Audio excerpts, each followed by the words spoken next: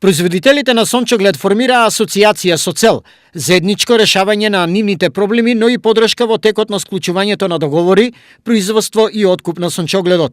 Организацијата доаѓа само 2 месеци откако генералниот директор на Витаминка најави дека и тие и Велешки и Благој Ѓорев се подготвени да го откупат целокупното домашно производство. Домашна сировина за жал немаме. Во овие 6 месеци сировината ни е поголемата количина ни е од Бугарија, многу мали количини купивме сировина од Србија.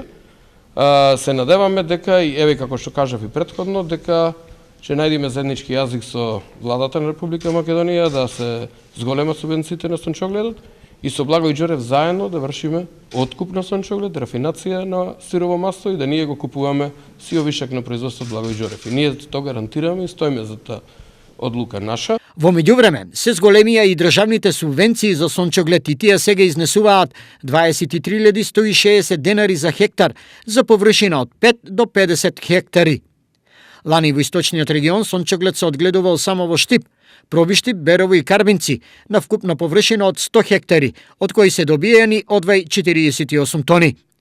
Надежите се дека зголемувањето на субвенциите и гарантираниот откуп постепено ќе ја вратат оваа култура на нивите од истокот.